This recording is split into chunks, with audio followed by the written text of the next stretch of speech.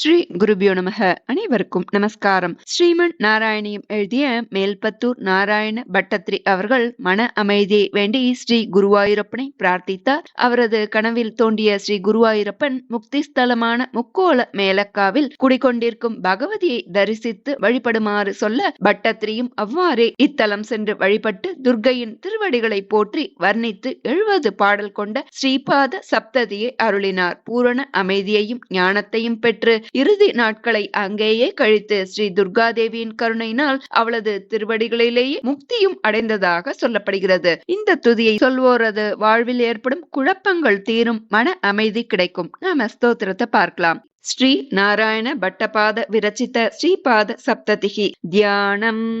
தக்ஷாத करपल्लवेल सदसिं दक्षोद्वगे शूलिने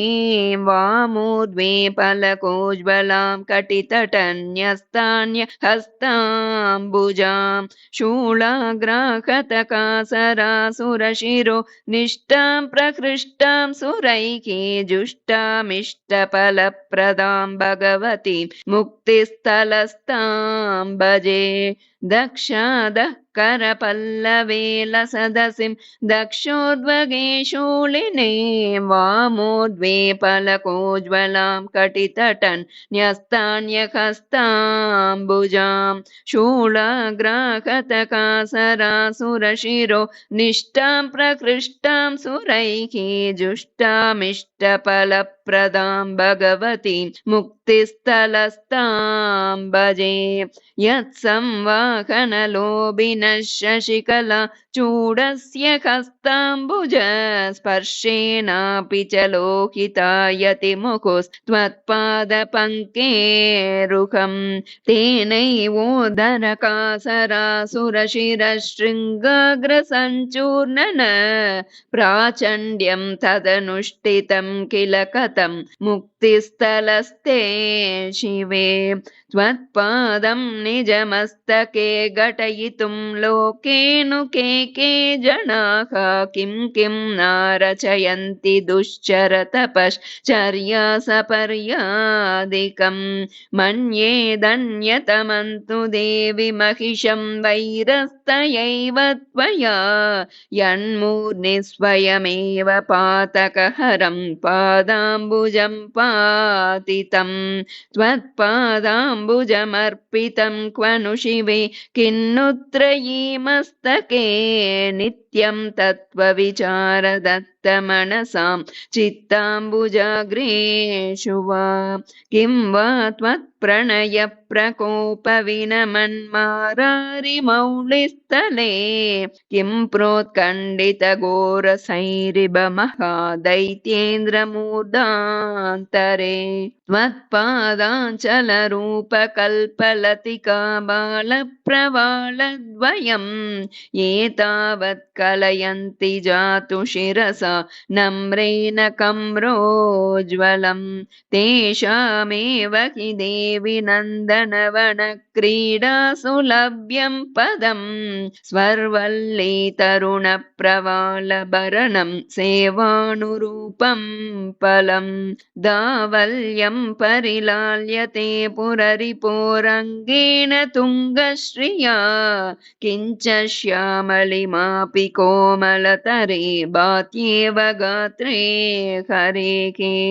तत्तादृक्पदवीं ममापि जनयेत्यस्तोकसेवारसात् आरुण्यं तव लीयते चरणयोः कारुण्यमूर्ते शिवे. आरुण्यं तदिदं त्वदीयपदयोराभाति तत्केचन प्राहुस्तुङ्गणितं बभारभरण क्लान्त्याखिलोपागतम्. अन्ये माहिषमूर्धपेशमिलितं रक्तद्रवं मन्वते मन्ये हन्तु न तेषु सान्द्रमनुरागोद्गारमेवाणयोः. बाहुः पद्मसमाश्रयं शतधृतिं त्वत्पादपद्माश्रयादन्तस्त्वत्पदपद्मवीक्षणवशात् कृष्णोऽपि पद्मेक्षण यत्पद्मार्चनमामनन्ति सुधियो दारिद्र्यविद्रावणम् मुक्तिक्षेत्रगते भवानि तदपि त्वत्पादपद्मार्चनम् पादन्ते सरसीरुहद्रुकमिमं यत्सेवते पद्मभूः नूनं तत्स्वनिवास पङ्कजवर श्रीलङ्गनाशङ्कया गोविन्दोऽपि च वारिराशिदुहितुर्वासाब्जबाधाभिया स्वस्यैवाग्रकरोद्गृहीतकमलत्राणाभिलाषेण वा सेवन्ते कुलसम्पदेन कमयाः शीतांशवस्त्वत्पदं तत्पाको ननु वीक्ष्यते हि नितराम् अन्येषु शीतांशुषु एको बालक एव मौलिमयिते यातो ललाटात्मताम् अन्यो निर्मलगण्डमण्डलदशाम् अन्यौ तु धन्यौ गतौ घोरं पादसहस्रकं प्रकटयन्नाशाशुभासां पतेर्द्वान्तं नो पुनरान्तरं शमयितुं शक्नोति शैलात्मजे त्वत्पादद्वितयेन कोमलतरेणानेन चेतस्पृशा जन्तूनां बहिरन्तरन्दतमसं कृन्तत्यनन्तं शिवे सूर्येन्वग्निसमीरणादिसकलस्वर्वासिनामुन्मदः सर्वाण्येव पदानि यो मतितवान् दुर्वारशौर्योष्मणा तं घोरं महिषासुरं निजपदे नैकेन संमृध्नति यत्त्वं प्रत्यकृतास्ततः किमपरं त्वद्वैभवं ब्रूमहि एकं वामतयैव दक्षिणतयै वान्यत्पदं देहिनां ख्यातं मुक्तिपुरादिवासिनि शिवे चित्रं त्वयि त्वेदृशम् आनम्रेषु जनेष्वभीष्टकरणि पादावुभौ दक्षिणाम् आनम्रे तु कृतागसि स्मर हरे वामाक्षि वामावुभौ आनम्रस्य पुरद्रुकः शिरसि ते पादाब्जपातः शिवे जीयाद्येन बभूव पङ्कजवती मौलिस्रवन्ती क्षणं किञ्चोदञ्चितबालपल्लववती जाता जटावल्लरी लाक्षापातवशेन सान्द्यसुषमा सान्द्रा च चान्द्रीकला दृष्ट्वा रात्रिषु चन्द्रपादजनितां पातोरुकाणां व्यतां देवि त्वं करुणाकुलेव कुरुषे तद्वैरनिर्यातनं मानानं रमहेशमौलिवलभि वासस्य शीतद्विषो नित्यं पङ्कजपादगातजनिता बाधा यदा दीयते सम्भ्रान्तिस्तव देवि सा विजयते मानवनम्रे शिवे त्वत्पादाम्बुरुह प्रकारमुदिते मन्दं समुत्तायिनी लाक्षारागरसारुणं निपतितं गङ्गापयशीकरं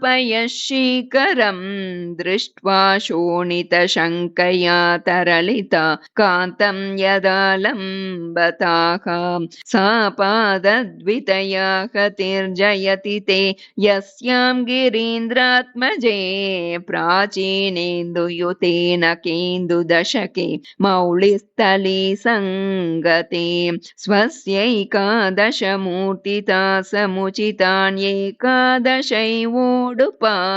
नाबिभ्राण इवा बभौ स भगवान् एकोऽपि रुद्रस्वयं किं वैरिञ्च करोति कोटिनिहतं किं वा पणिग्रामणे निःश्वासानिलकेदितन्विदमिति प्रेमार्द्रसल्लापिना मानस्योपशमेकरेण शनकैरामृद्नता शम्भुना भूयश्चुम्बितमम्बुजद्युतिपदं ध्यायामि माये तव पूर्वं जह्नुसुता सकृन्मुररिपोः श्रीपादसंक्षालनात् पुण्यादिदृशवैभवा समभवत् गोविन्द वन्द्ये शिवे सेयं सम्प्रति शम्भुमौलिनिलय मानप्रसङ्गानतौ नित्यं त्वच्चरणावसेचन भुवा पुण्येन कीदृग् भवेत् पूर्वं व्याकरण प्रपञ्चन विदौ लब्ध्वाप्यनेकं पदं किं नो तृप्तिमगादगादिपसुते शेषः पणिग्रामणिः आलीनः शशिमौलिमूर्धनि चिरं प्रेम प्रकोपानतौ लब्धुन्ते पदमेकमेव कुतुकी नित्यं यतो वर्तते तिष्ठन्त्यां प्रणय प्रकोपवशतो बाष्पाकुलाक्ष्यां त्वयि श्रीकण्ठेन कदर्पण प्रतिफलत् रूपे पुरोवर्तिनि पादाग्रे पतितोऽयमित्यभिहिते सख्यातवालोकनं लोलं पादतले विभाति सहसा सा कोपमाली मुखे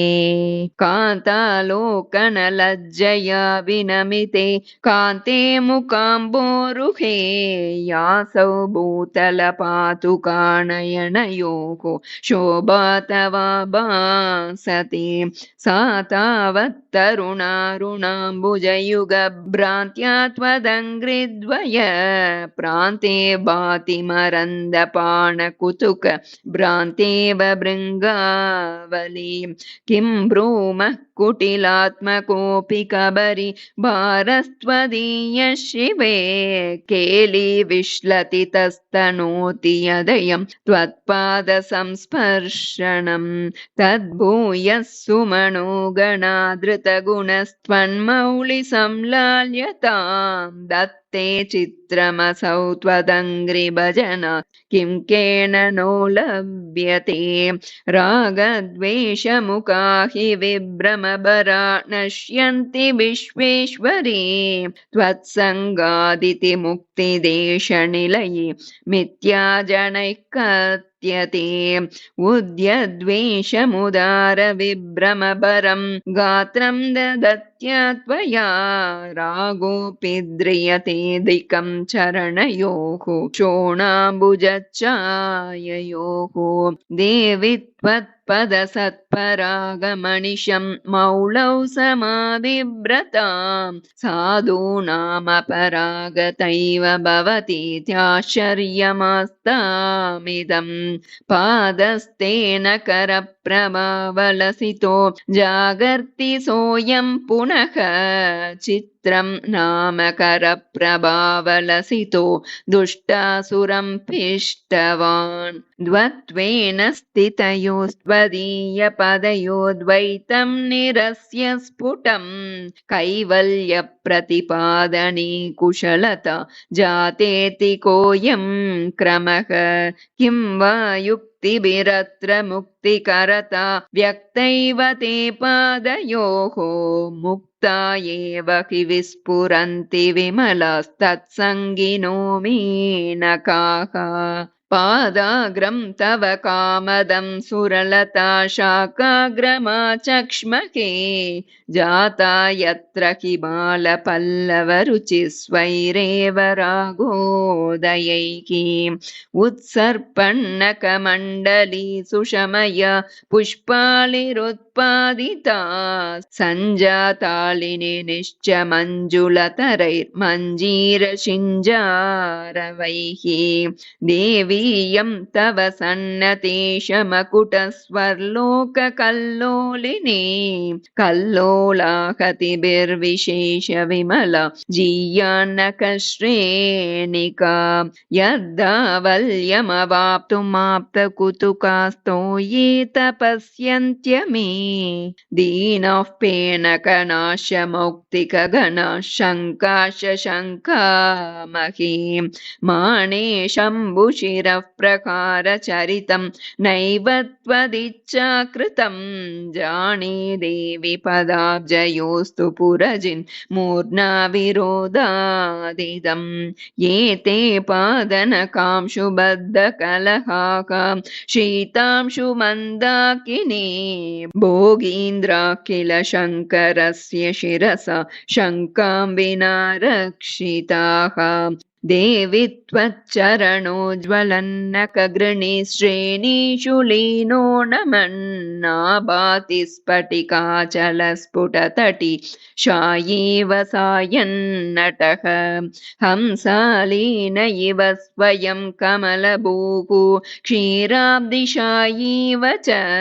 श्रीभर्तामगवापिनाकसरिति स्नायन्निवालक्ष्यते डोलाकेलिविदौ हिमाचलशिलादेशे समभ्याहतात् पादाग्रातवयानि यावकरस प्रस्यन्दनान्याम्बिके तान्यभ्यागतसुम्बसङ्गरभवत् रक्ताम्बुविस्तारणा बिन्दुक्षेपणिबाणि नन्ददमरि वन्द्यानि वन्दामहे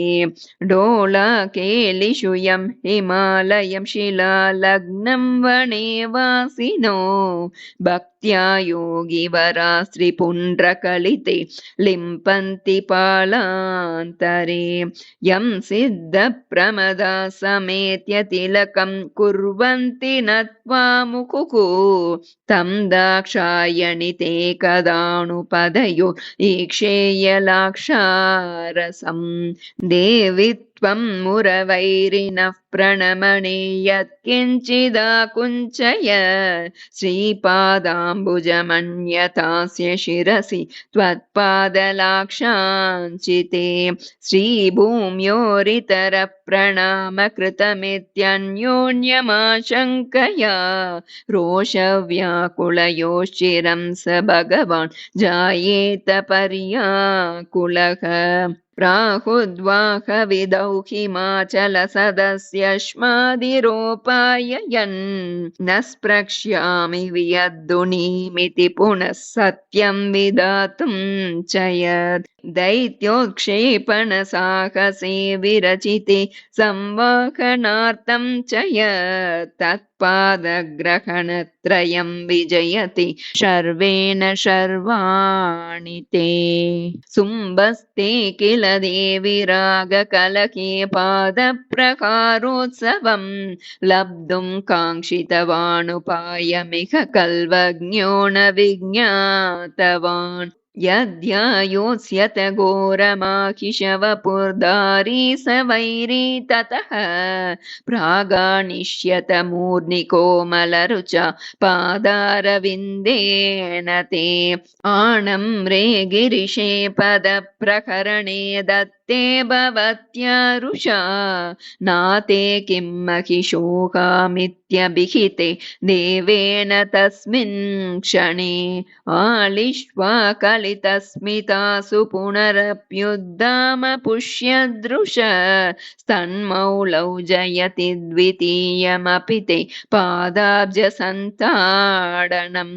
पादाग्रं तव सङ्गरश्रमवशादाक्षारिलाक्षा रसं विन्यस्तं मृगणायकोपरि चिराजीयादगेन्द्रात्मजे यत्कान्त्यैव च लोहितो मृगपतेर्दैत्यप्रकारोद्गलत् रक्ताम्बः कणिकावकन्नपि तथा नामानि वैमानिकैः नैवालिम्पनिलिम्पमूर्धसुनवासिं कोपरित्यज्यताम् मा चेदं महिषस्य मूर्निरभसात् आलिप्य लोलुप्यताम् पत्युर्मौलिनदीजले परमिदं संक्षालनीयं त्वयेत् आलीकेलिगिरो जयन्ति गिरिजे त्वत्पादलाक्षार्पणे न त्वैव प्रथमं त्वदङ्घ्रिकमलं तौ पुष्पवन्तौ त्रैलोक्यं महसा विभूय चरतु व्योमान्तरप्रान्तरे नाते तौ कथमन्यथा परिगलल्लाक्षारसक्षालितौ वीक्ष्येते वृषशोणिबिम्बमुदयारम्भे प्रियं भावुकौ त्रैलोक्यं वशयन्ति पापपटलिम् उच्चाटयन्त्युच्चकैर्विद्वेषं जनयन्त्यधर्मविषये प्रस्तम्भयन्त्यापदः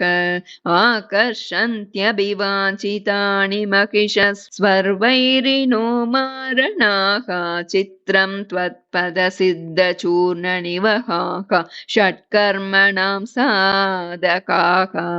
किं कल्पद्रुमपञ्चकं प्रणमतामाकाङ्क्षितापादने किं पञ्चायुधबाणपञ्चकमिदं मारारिसम्मोहने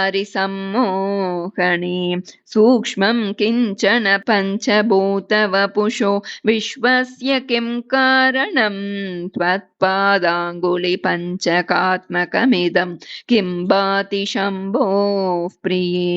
डोलाकेलिषु दूरदूरगमनि प्रेङ्केङ्गना विभ्रमे मेदिन्यामणिपातितं जयति ते नाते पदाम्बोरुहं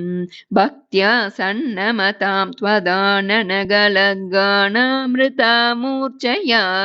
भूपृष्ठे चिरशायिनां दिविशदाम् आघट्टनासाद्वसात्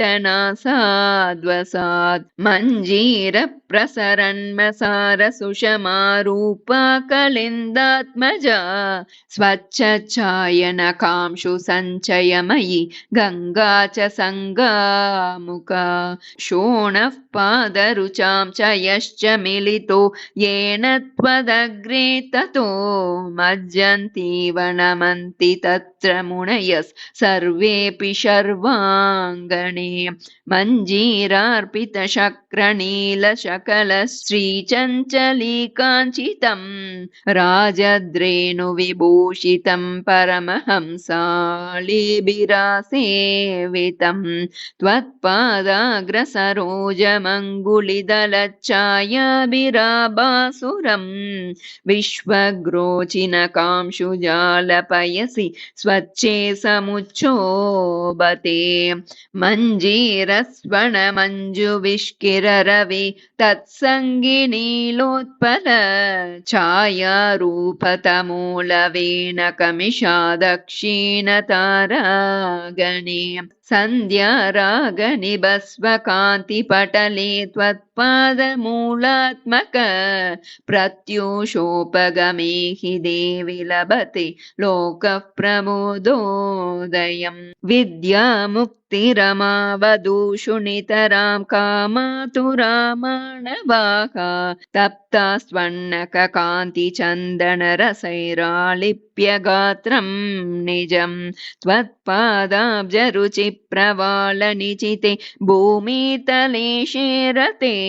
नित्यं देवि भवत्कृपा प्रियसखि विश्वासतः केवलं मञ्जीरक्वणितैक्षिपन्निव मुहुः श्रीमन्नकांशुद्गमैः दैत्येन्द्रं प्रखसन्निवारुणरुचा रुष्यन्निवास्मै भृशं धीरायां त्वयि निर्विकारमनसि त्वत् पाद एव स्फुटम् पुष्णन् वैरिविकारमेष महिष ध्वंसी परित्रायताम् क्षिप्रम् देवि शिरस्पदेन महिषम् पिष्ट्वा तदोदः पदम् दित्सन्त्याम् त्वयि कण्ठभञ्जनभिया कण्ठीरविविद्रुते मेदिन्यामपि भीतिकम्पिततनौ प्रेमत्वराशालिना शर्वेणैव निजाङ्कसीम् निनिहितम् पादद्वयन्ते जयेत् पूर्वं देवि पदाम्बुजेन महिषप्रध्वंसनाभ्यासतः पश्चात् कुत्सितसुम्बदैत्यविजयोऽप्येवं कृतः किं त्वया नो चेद्भाति कथं कुसुम्बविजयी पादाब्जदेशोऽयमिति आलापे गिरिशस्य तद्विजयते मन्दस्मितं देवि ते बिभ्राणेन मनोज्ञयावकरसम्मञ्जुध्वनन्नूपुर श्लेषालङ्कृतिशालिना नखमणि जातप्रसाद श्रिया एकेनैव पदेन देवि महिषध्वंसे मकीयस्तरः श्लोकोऽयं रचितस्त्वयेति विबुधाः संश्लाघनं कुर्वते त्वं शम्भोर्महिषी भवस्य गसुते तेनोपहासायते दैत्यो यां महिषी भवन्नुपगतः सोऽयं कथं क्षम्यते इत्थं नूपुरनिस्वनैरिव वदन् पादस्त्वदीयोरुषा शस्त्रप्रग्रहणात् पुरैव महिषं पिष्णन् परित्रायताम् देव्या पङ्कषयोऽद्य कोऽपि महिषच्छद्ममकान् कण्टकः पादेनाहत इत्युदूढहसितं सख्या समावेदिते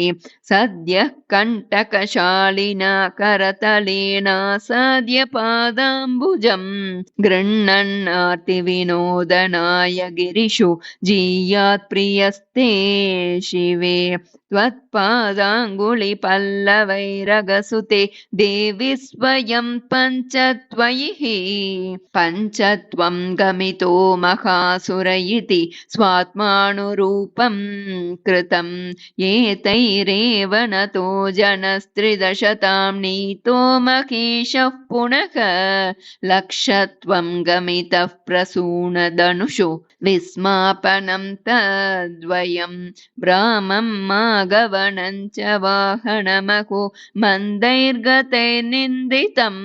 दावल्येन न कत्विषां विकसितो वाहोऽपि माहेश्वरः इत्थं वाहनवैरितां भजति ते पादस्ततो मन्महे कात्यायन यमुनान्यगानि महिष कार्तान्तवाह भ्रमात् सीमन्तप्रकरे सुरेन्द्रसुदृशां सिन्दूररेखात्मना माणिक्यद्युतिसंज्ञयैव मकुटि कोटिषु दैत्यद्रुहां शम्भोर्मूर्निजटाघटारुणरुचिव्याजेन पादप्रभैः ऐकाते परिणाममेति करुण मूर्ते गिरीन्द्रात्मजे नो केशः परमाश्रयः सुमनसां पादाब्जरेणुश्च ते नो मन्दारसिता परं स्मितरुचिर्मञ्जीरयोषद्वयी नो बाहुः कलकं समेत्य जयति त्वद्यानलीलाप्यसौ नो शुम्भत्तरलाक्षमाणनमिदं पादाम्बुजं चाम्बिके नाते तावकवाहसिंहचकितास्त्वत् त्वत्पादमूलेन ता नूनं बभ्रमुरभ्रमुप्रियमुख दिक्कुम्बिवीराश्चिरम् नो चेदेश कथं तदुन्नतशिरः सिन्दूरसन्दोहजो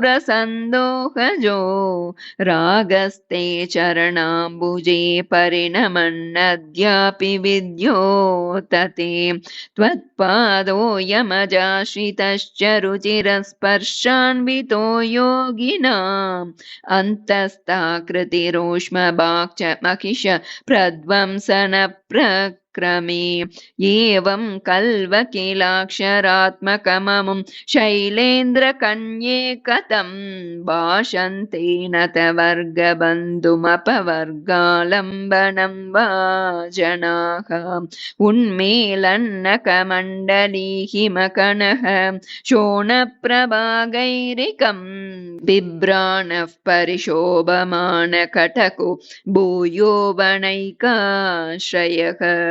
गायसिद्धवधूनिषेविततलः पादस्त्वदीयः शिवे राजत्येष हिमाद्रिपादवदिदं युक्तं हिमाद्रे सुते दिक्पालैर्दशभिः पृथक् पृथगयं त्वत्पादयोरर्पितो दृष्ट्यो भक्त्यनुराग एव दशदा शोणाङ्गुलिश्रीमिषात् पादाभ्यामपि तान् प्रतिप्रकटिता नूनं प्रसादाङ्कुरा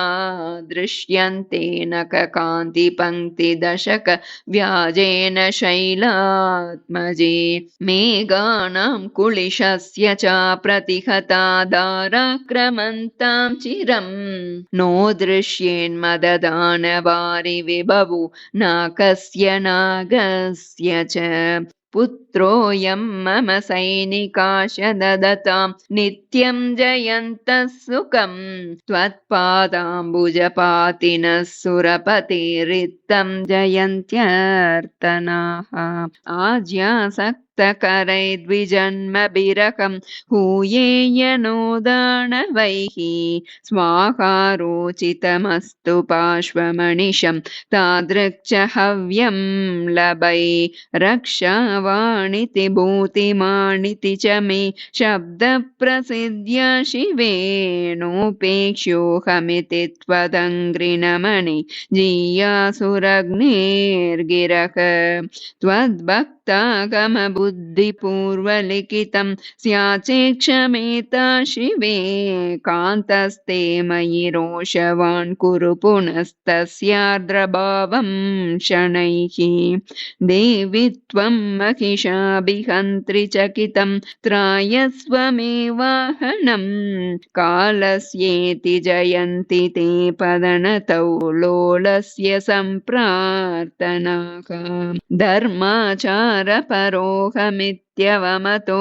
रक्षोभिरेकान्वयैर्मह्यं देवि विनिन्दितादिशमधो जातिद्विषश्चामराः दैवादित्युभयच्युतो विशरणो रक्षोकमित्यादयः त्वत्पादप्रणतौ जयन्ति निरतेरत्याकुलाः प्रार्थनाः मत्पुत्र्या मम वा मुकुन्द गृहता भाग्यं न संक्षीयतां माहं पायिषि कुम्भजेन मुनिना कल्पान्तसूर्येण वा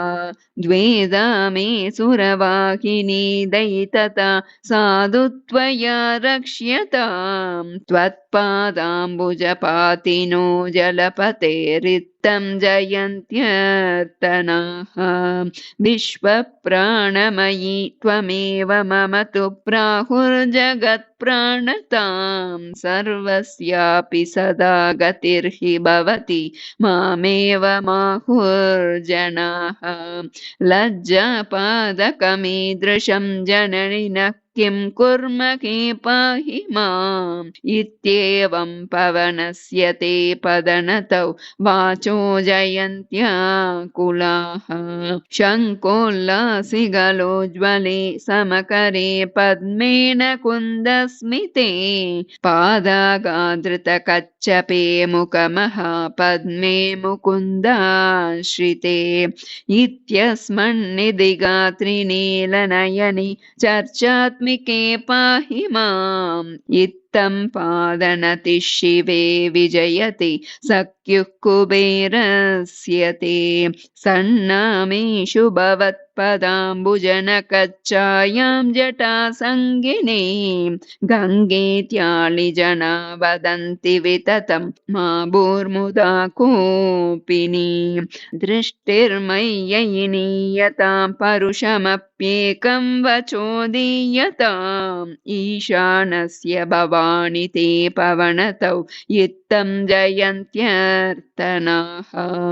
नाभीतो भवमादितस्तव बलात् पश्चादभीतोऽस्म्यहम्